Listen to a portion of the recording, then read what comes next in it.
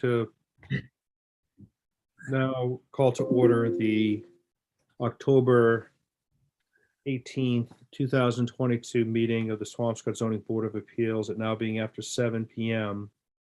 We are here pursuant to an agenda that has been timely posted as Zoom only pursuant to the current law that permits us to have a Zoom meeting under the open meeting law. So the first item on the agenda is to approve past meeting minutes. So we received minutes from our September 20th, 2022 meeting and our July 19th, 2022 meeting. I'm going to make a motion to approve those meetings unless there's any alterations or additions anyone had. Hearing none. So on that motion. I'll second. Okay, I am a yes. Andy? Yes. Heather? Yes. Dan? Yes. Okay, so Hi, the Heather. meeting minutes are approved. Let me state for the record too, even though I did not send in that affidavit yet, Marissa. I can state for the record that I did listen to the entire recording. Entire front to back. Entire recording, even the ones that didn't go forward, that were resolved or whatever. I'm halfway there. I listened to 2218 and 2211 as I was required, didn't do any extra homework. But, you know, so I've done it. I haven't filed whatever I need to file, but I've done it. You guys And are I great. will. Thank you. So, Okay, so I'll think All of an very extra interesting. credit prize for you, Dan. All very interesting, to say the least. the first item on our agenda is 2112 for 461, 463 Humphrey Street.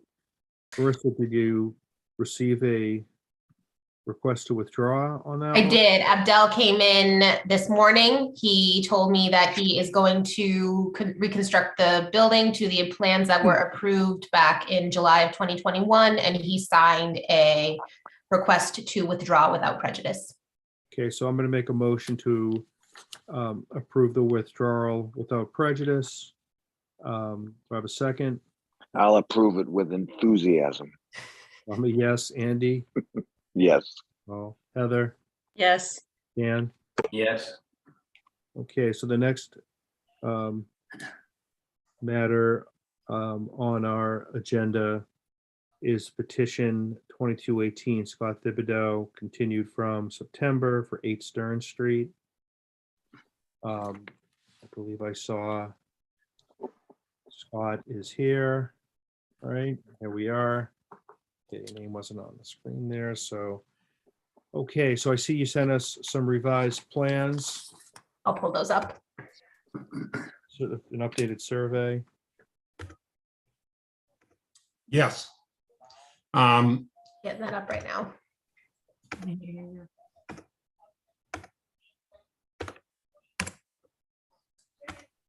So basically, it's the addition of the breezeway that we talked about. Correct. At the last meeting, I would like to say the board worked very hard to try and help me come to a solution to be able to build this addition for my mom. And it was suggested that I add a breezeway in to connect the proposed addition to the existing garage. So I went back to my architect, told him what I wanted. He drew in the breezeway, sent it over to the surveyor who put it on the plan. And I brought Marissa down the copies, and she obviously has given them to you. So I think we're there, as long as you agree. Okay, so let me ask if anyone on the board has any questions about the revised plans and survey.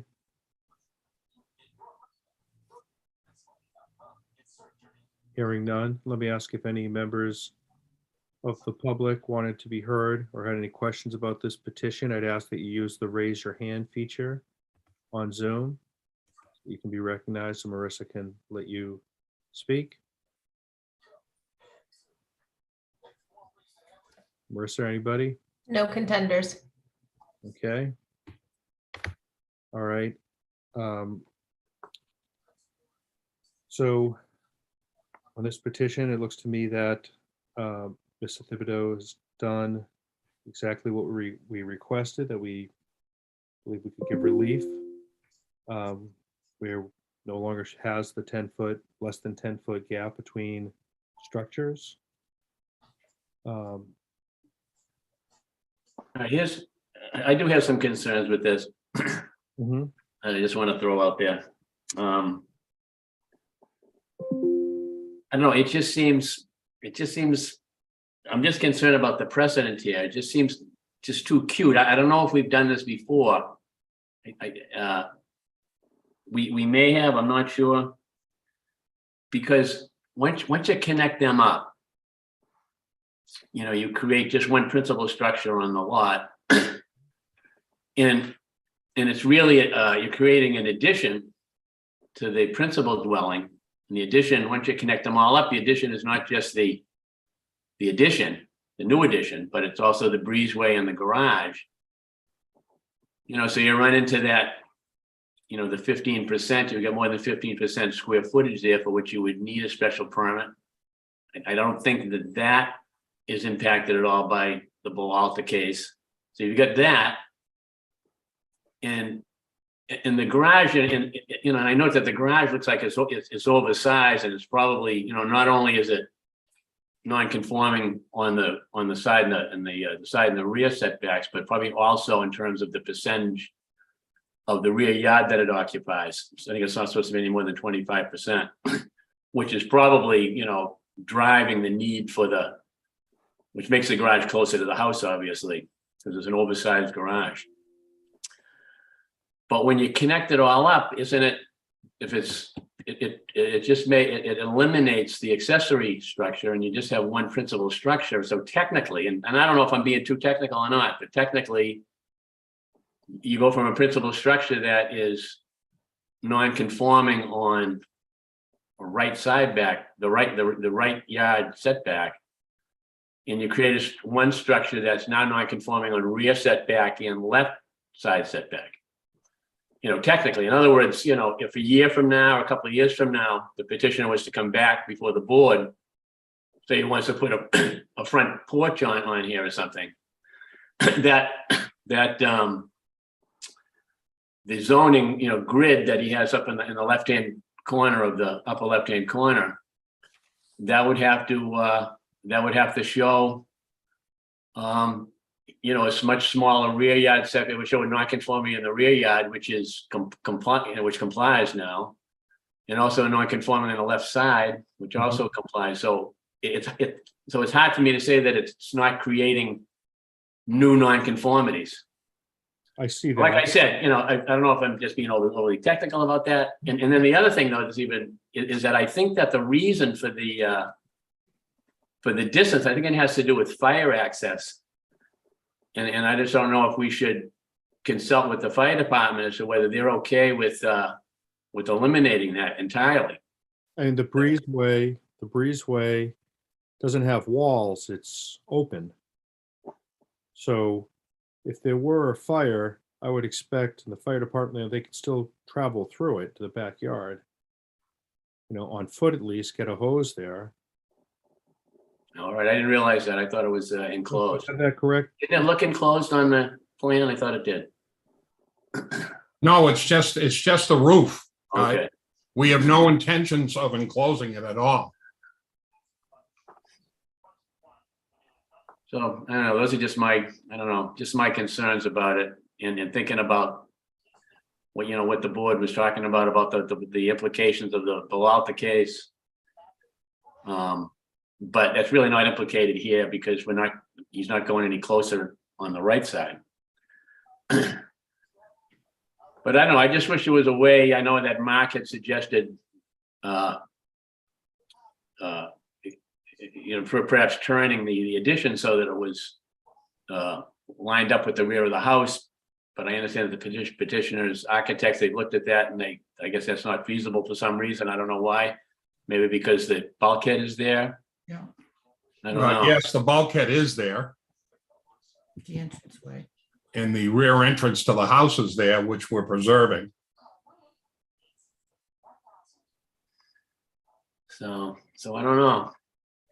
Well, I guess the question is, Dan, whether you can get to yes, because what I've actually explained to the petitioner, to everybody else here, we have 4 members of our board tonight. It's been our practice that when we only have 4 voting members, and if you need 4 votes for your relief, that we will we would permit a continuance so that there could be a full 5 voting members for a petition, rather than having the 4 and risk a negative determination when we don't have a full 5-member board. So, I mean, I guess I should first ask, I would be a yes vote for this. I understand and appreciate Dan's comments. But I think the keeping the, it is making it one structure, arguably. I don't know if we could make a finding that the garage will continue to be viewed as an accessory structure as part of this, where it's connected, but it's not connected by a enclosed, only this covered roof, so that it preserves the dimensional limitations. Dan, what do you think about that? If we made as part of our relief that the garage to be continued to be considered an accessory structure, despite the connection.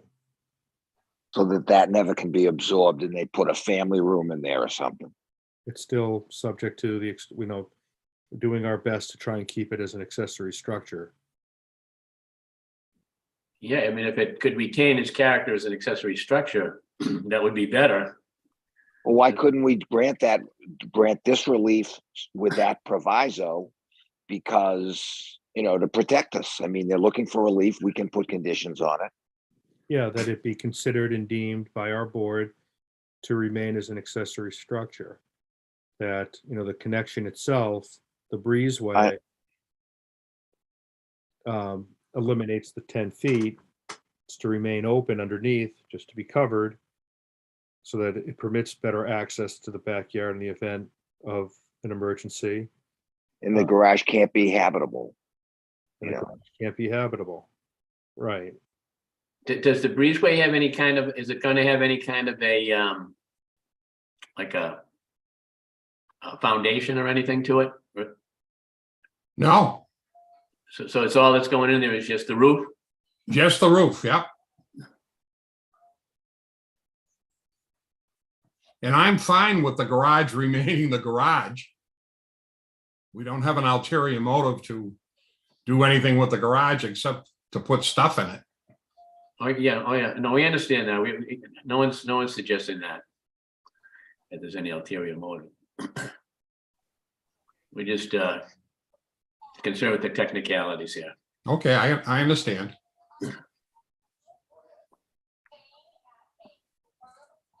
Did that satisfy you, Dan? I think so. Everybody else okay with that? Yes, I am. I am as well.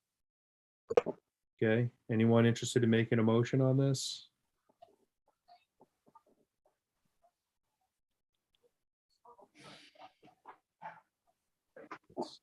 All right, I'll make a motion on it. All right, thanks. I don't have my paperwork though with me here. Why don't I'll make the motion if you All like, right. and then if you want to write the decision would be great. And so I'll make a motion to approve petition 2218 with the survey plan and plans that were, the survey plan that's revised as of 10/11/22 by Gail Smith, and the updated architectural plans that have been filed. On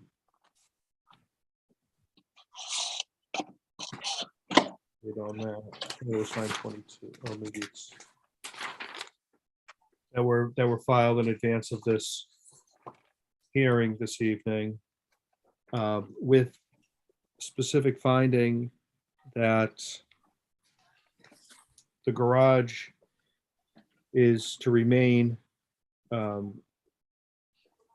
as non-habitable space, and as with a finding that it will be considered an accessory structure, that the breezeway that is connecting it will not have walls, and that the work be in accordance with the plans as filed. Do I have a second on that motion? Second it. Okay, so I'm a yes. Andy, Yes. Heather, Yes. and Dan? Yes. Okay, so you have your relief on a 4-0 vote, and Dan's gonna write that as soon as he is well enough to, Okay, and then you'll be able to pick it up after it's filed with the town clerk, and there's a 20-day, well, after the 20-day appeal period, and then you need to record a copy of that at the Registry of Deeds. just a quick question. Yes. Does the 20 days start from today or from when the decision No. is written? Filing of the decision with the town clerk. Okay, and once that happens, I can go get a permit. Once that happens, you can record and you can apply for your building permit, and it'll be reviewed and issued in the normal course of that procedure. Well, thank you very much. Okay. I appreciate you guys working really hard to help me with this. You guys really helped me out, and I appreciate Well, you're All very right. welcome. Good luck with your Good project. luck, Mom. it. She's in the next room. All right. Excellent. Thanks so much. Okay, so I am now going to call the next, which is 71 Aspen Road, Brian Burke, requesting a special permit and other relief, advertised also for a dimensional variance for a one-story addition, 71 Aspen Road. Okay, so is Mr. Burke here, or anyone on Mr. Burke's behalf? Yes, how are you? Yes, I'm here with my wife, and then our architect, Ernie DeMeo, is on as well. Okay. Thank you great. for your time. Sure.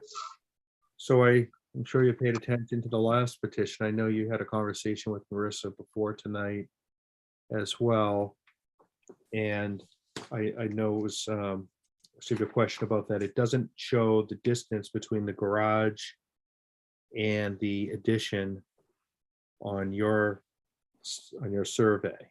So Okay. that distance, I know it's pretty close to 10 feet. Ernie, I think when we measured, it was at least 12 feet. Right. Opening a file just to see if I can give you that answer.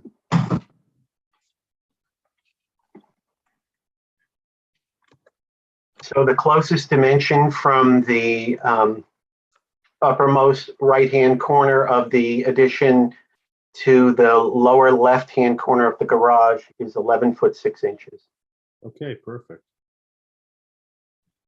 Okay, according to my highly accurate CAD files. okay. So you're looking, you want to tell us a little bit about your project? Brian, would you like me to do that? Yeah, I think so. You're a little better speaker than I am. Thanks. Okay, well, good evening, everyone. Nice to be back before Swampscott again. The area shown in red is a one-story proposed mudroom addition to an existing, probably century-old home. The proposed addition complies with the current zoning regulations in terms of front yard setback, side yard setback, rear yard setback, open space. The relief that we're seeking is for lot coverage. The existing lot is an undersized lot. It's a 50 by 90 lot, of which we're permitted by zoning a 30% lot coverage. The existing home and garage combined have a present lot coverage of nearly 36%, 35.91%. We're proposing to add an additional 116 square feet, which would bring the total lot coverage to from the present 1,616 square feet to a proposed lot coverage of 1,732 square feet, which is 38.48% lot coverage. So about 2.5% increase in lot coverage. As I said, the addition complies to the current zoning ordinance in every other way.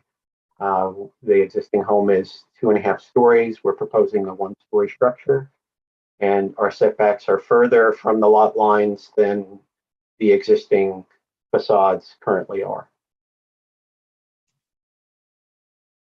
Okay. All right, so the way I see it, under the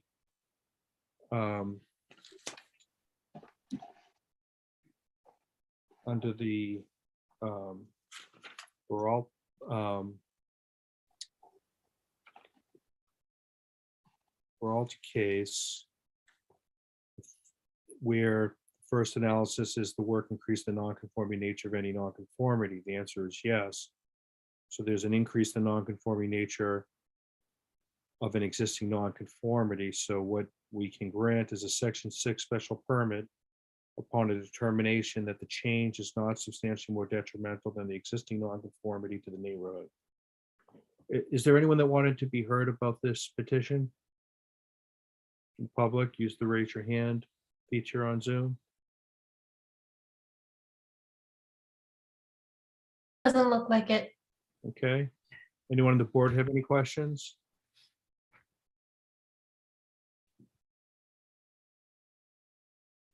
Hearing none. Okay. Is anyone that wanted to make a motion on this one? Okay, guess this one's mine then. Okay, so I'm going to make a motion for petition 22-20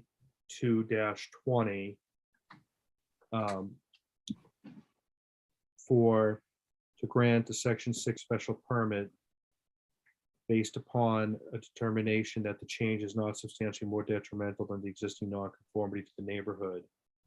And that because there is an increase of the nonconforming nature in terms of lot coverage, which is an existing nonconformity, that the Section 6 special permit is required.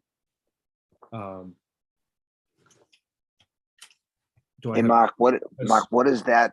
What's the Section 6 section of the bylaw? So our bylaw for a Section 6 special permit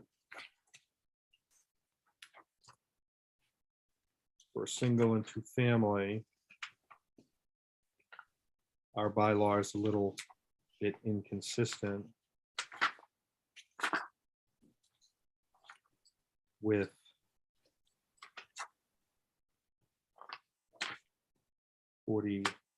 Section 6. The only reason I'm asking is because I'll take you off the hook and write this if you give me the section, as opposed to it's not the dimensional, 2.73s. So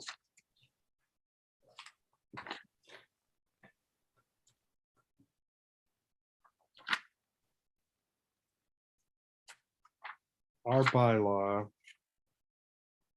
addresses it with 2273 for, well, let me just make sure. Non-conforming single or 2 family structures. Our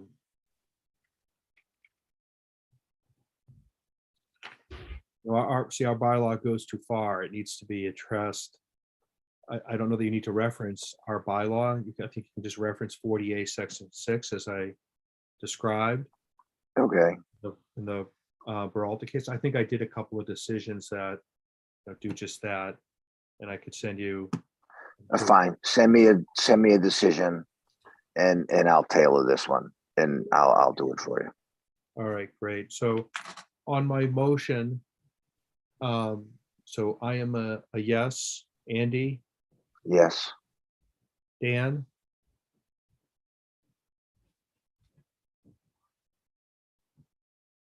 I think you're on mute. I was muted. Yes.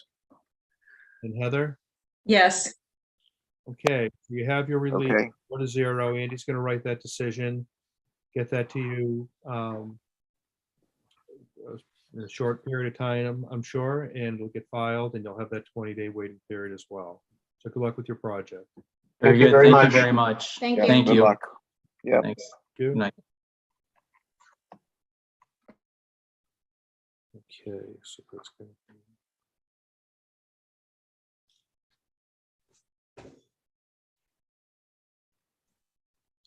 Okay, the next,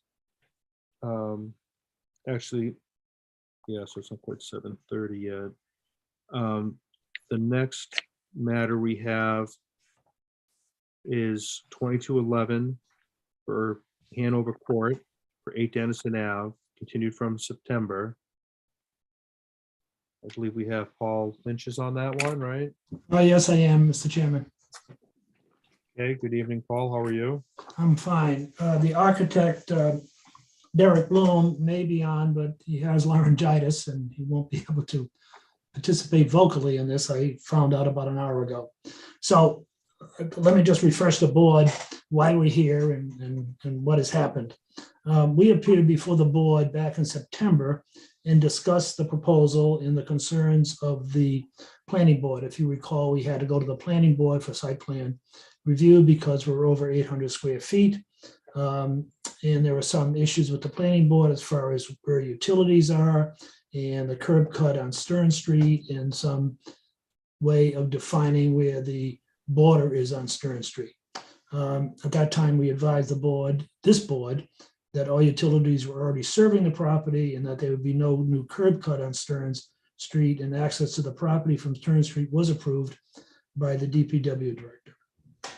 During the hearing, the voice, what we were asking for dimensionally was only lot coverage. We were exceeding the maximum lot coverage within the special permit tolerance, but we're still over the 30%. The board voiced concerns about that, and it was agreed that the hearing would be continued until tonight to give the applicant the opportunity to see if they could revise the plans to come into conformity with the bylaw.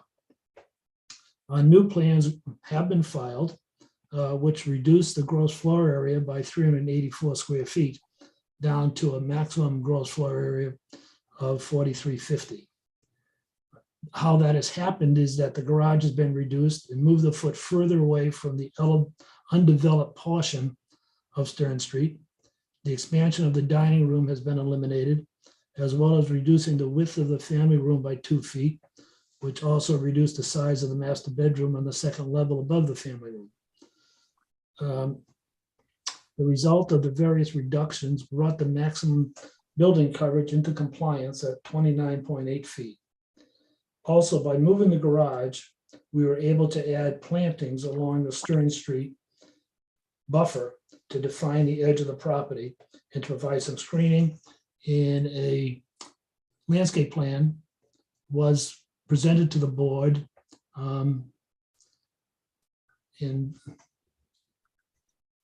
Okay, I guess Derek is now getting into. I'm not sure if that's Derek or Marissa that's doing the. That is Derek, and then so it looks like he's going to be commanding the screen, and then his colleague Cody Pratt is going to be doing the talking. Okay. So what we have there, you can see that screening up on Dennison Avenue where Derek is now showing it. And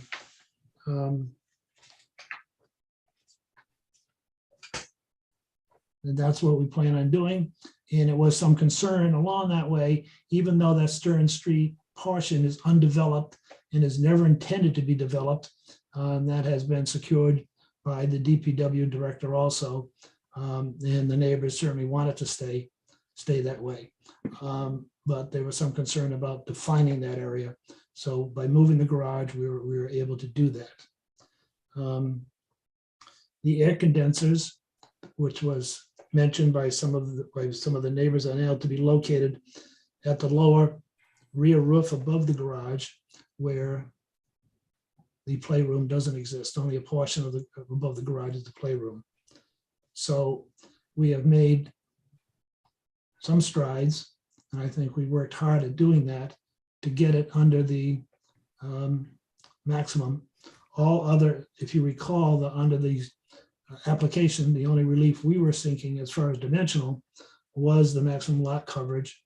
And then the board asked us to come back and hopefully we'll make a finding that adding to the non-conforming structure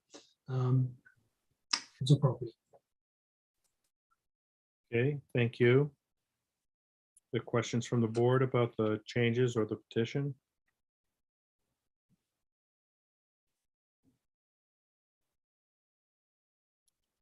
Okay, why don't I open it up for some comment from the public?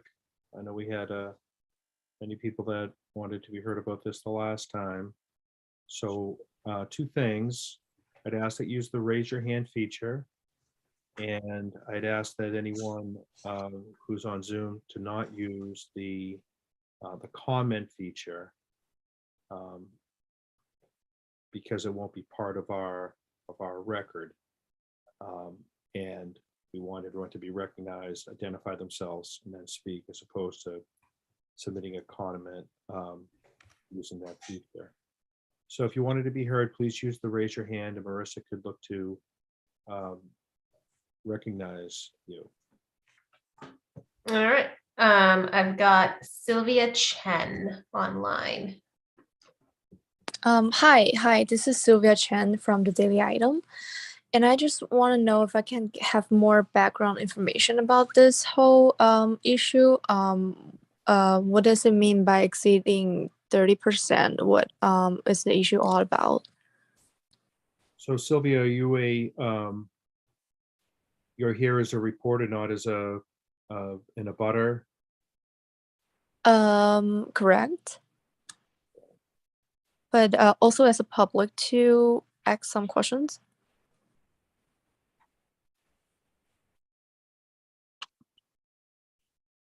Okay, so I don't know, haven't had that before, Mr. Lynch, but I'd invite you if you'd like to provide any comment to answer the question about 30%. Yeah, I'm happy to do that, Mr. Chairman. The zoning bylaw gives several dimensional requirements with respect to 1 and 2 family houses and other dimensional requirements and other districts within the town of Swampscott. One of those requirements is that maximum lot coverage not exceed 30%. However, it further provides that one could apply for a special permit to increase maximum lot coverage by not more than 10% of the 30%. So someone could then come in and ask for a maximum lot coverage of 33%. In this case, we are not doing that. We have been able to comply with the 30% rule. And I hope that answers your question. Yes, thank you very much. You're welcome. Is there anyone else that wanted to ask any questions or be heard about this petition?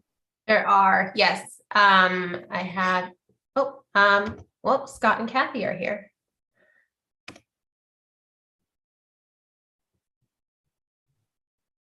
Can you hear me? Yes. Okay. I've been watching this as it's been going on along with my wife, and we had a lot of questions about it. But I think it's time that they've been to all the boards, you know, they've come back, they've made improvements on what they wanted to do. The place is an eyesore right now. It needs to be repaired. Something needs to happen. And, you know, when I sit on my front porch, I look right at it. As long as we're going to keep the Stearns Street is going to be a dead end, They're not going to cut down any foliage that is in The street. the street or the paper street that's not on their property. Other than some housekeeping issues about, I don't know if this is time to bring it up, about, when they can start work, finish work, not work on Sunday because we're in a tight neighborhood. I'm going to say that I think they've done a good job of trying to comply. So I'm going to say that I think we need to move forward and let them do something with it. So is it time now to talk about, starting and stopping times, or is that not appropriate? I think it is appropriate if you had comments as you think And no trucks on the the street. board should include on this petition. If it's Right, so, If I may, Mr. Chairman, Yes, with respect to that, I think that the town has bylaws with respect to what time contracts can start work in the morning, and what time they have to end at the end of the day. And as Correct. far as Sunday work, I believe it can only be inside the property, if that. that's my understanding as well. and that's, thank you for the answer to that. I didn't know that. So, and I know there's going to be some pain, they're going to be pouring cement, I'm going to be pouring cement. So that little bit of pain we're just going to have to deal with. But I'm going to say that I think they've worked hard to be good about this, and I'm all for it. So, Thank you, Scott. you're welcome. Okay, well, thank you. Marissa, who wanted to be recognized next? And I'd ask that you state your name and address.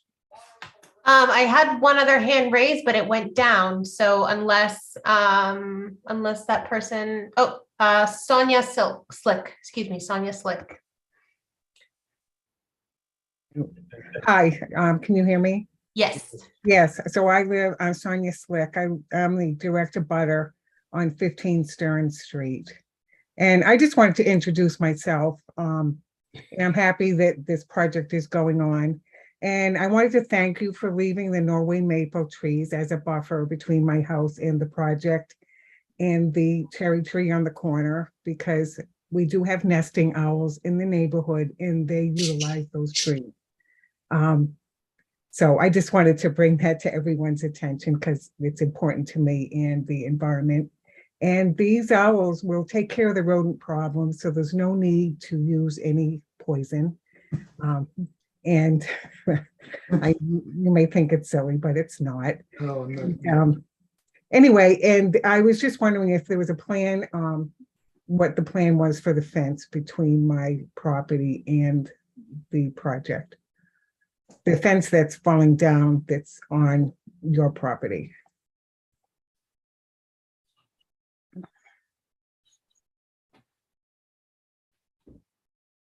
Paul, do you have a, I'm not, or the architect?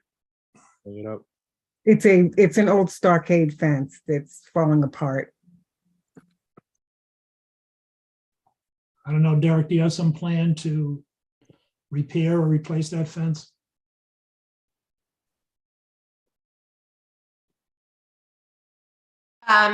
Julius Sokol, who I know is part of the applicant team, raised his hand. He might not have an answer. Derek, I don't think has the capacity to talk.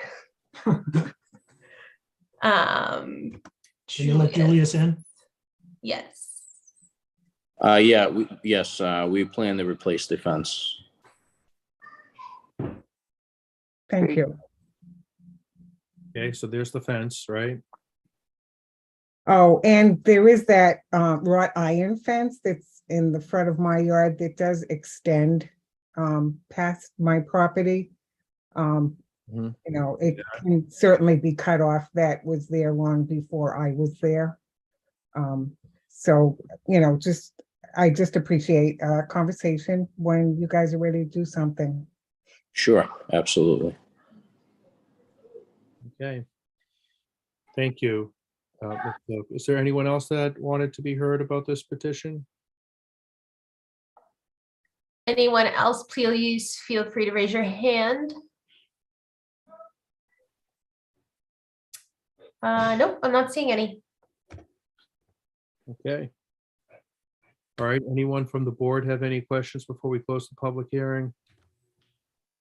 I have one question. Is this going to be sort of a finding of fact, as opposed to like what relief are they asking for at this point? So they're looking for a site plan special permit, right? What other relief, Paul, do you believe that you need for the project? I think we discussed this, Mark, at the last hearing. I And I remember. think we could just dovetail the site plan special permit into the zoning relief that we're seeking and just make a finding that accepted as an addition to a non-conforming structure. Right, so it was a 4-family, now it's a single family because it's lost that protection, so it is under the same case, the Alta case. And they're entitled to get a finding that all of the changes that they're making are conforming changes. And all they would need for a finding from zoning. And therefore, we would then have the authority to grant the site plan special permit as part of the relief, right, Paul? That's the way you That's understand. my understanding. So any other questions from the board? Heather, you have anything? No, thank you. That's great. I just wanted to make sure that that was clear. It's more of a finding that they are in compliance now. They're not asking for additional relief other than the site plan. Right, right. So under Belalta, is the work increasing the non-conforming nature of any non-conformity? The answer is no, then the no relief necessary. So it's just, we need to make that finding that the work is not increasing the non-conforming nature of any non-conformity. And then as part of making that finding, then we have jurisdiction to also grant the companion site plan special permit, which, you know, there's a question as to whether it goes to ZBA or planning boards. Whenever ZBA relief is needed, it goes to ZBA. If it's no ZBA relief is needed, it would be a planning board. So I'm gonna first make a motion to close the public hearing. Do I have a second on that? Second, Okay, so I'm a yes. Dan? yes. Heather? Yes. Andy? Yes, Okay, so, and now I'm going to make a motion to approve, or rather, first make a finding that the proposed work for this petition is not increasing the non-conforming nature of any existing non-conformity. And to grant a site plan special permit to perform the work consistent with the plans that have been filed as amended before this hearing this evening, and also that the work be in accordance with the August 14th, 2022 letter from Site Engineering Consultants, Inc. with respect to stormwater management issues.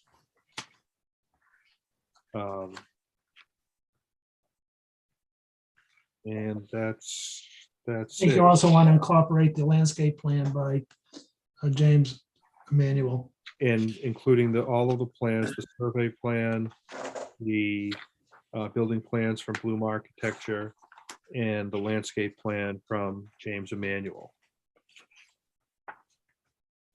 Okay.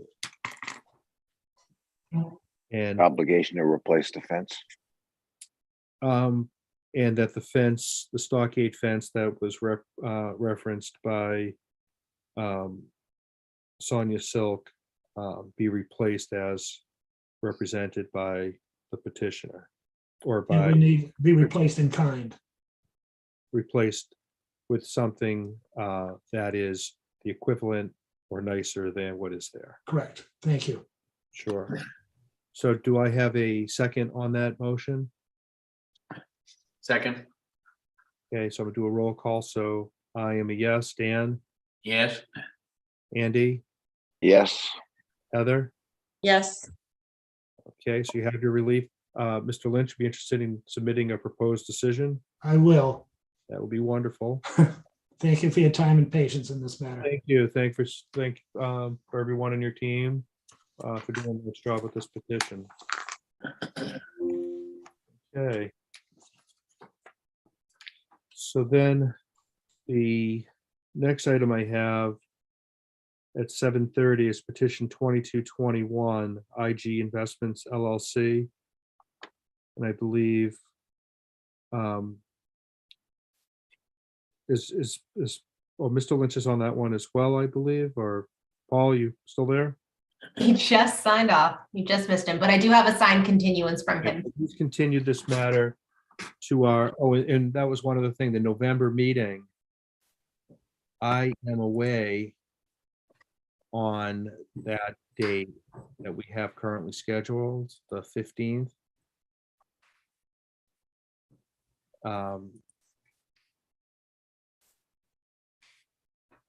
And I couldn't do it. I have a conflict on the 22nd, the following Tuesday.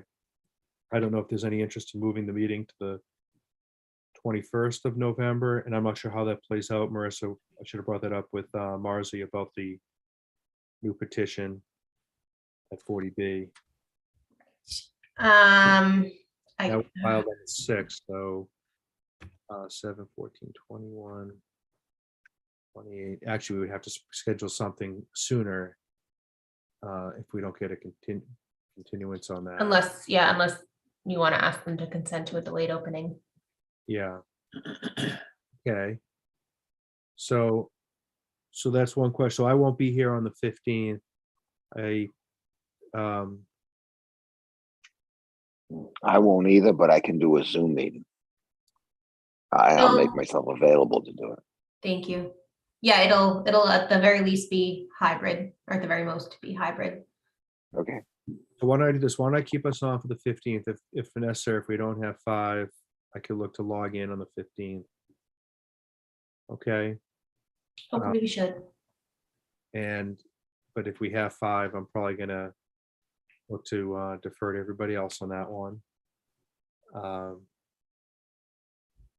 So, and just so everyone knows, we have a 40B petition that was filed up that Archer Street project, I think for 44 units. And Heather's face. What's that? Heather's face. Yeah, I thought we were buying that land. I thought the town was buying that land. We really shouldn't be discussing. It hasn't been noticed or anything. Just procedurally, we may need to schedule another meeting just to open and look to continue, maybe to engage consultants. But I think that there is still okay, companion action that's being taken by the town with respect to that property. The select board did notice an executive session for tomorrow night to talk about purchasing that land. Right. So I'm working on trying to make sure we're doing what we need to do, working with town council and Marissa and Marzi to make sure that we don't drop the ball on anything we need to do. So I'll keep everyone informed. We'll keep everyone informed on that. So the last item that we had, so I have to continue. So we're going to do a continuance. Yeah. 2221 to the November 15th meeting. So I am a yes. Dan? Yes. Heather, you a yes to continue? Yes. And Andy? Yes. Yes, that matter's continued. So the last item that we had on our agenda is the election of a new chair for the ZBA, but I understand the select board has not yet acted on moving me to an associate member and elevating Heather to a full member, which, because right now we have 5 members, full members. So I've offered to become an associate member. So they're probably going to act on that soon. I did get a letter saying they did, and I went to town hall and repledged as an active member. I mean, as a full member. Oh, you did. So I don't. But I think it may have been an issue. Congratulations. Yeah. I spoke with Robin at KP yesterday, and so when the select board did vote you in as a full voting member, it was not, I guess it technically wasn't done properly because it wasn't listed on the agenda. And then in order for them to do that, there has to be an open position amongst the full-time members. So they would have had to acknowledge Mark's agreement to move to an alternate position in order for there to be a vacated full-time position that you would be moved into. So I think they need to properly put that on the agenda and then properly switch the roles, and Right, so I think you might have to swear in again. November 15th, I think we'll be able to take care of that. Right. So, so we'll defer that. We'll put that on our agenda for next month too. Then Heather will have the agenda from there on out. So, so I think that's it. So I think it's just a motion to adjourn. All in favor? I'll second it. Aye. Aye. Aye. Aye. All All right. right, great. I hope you feel better, Dan. If Feel you better, need a- Dan. Oh, yeah, thanks, Sandy. I got to send my notice. I already indicated it to Neil. But I'm just going to follow up, make sure, see if I need to have a letter, if the email's sufficient. I was just corresponding with him and Diane, Sean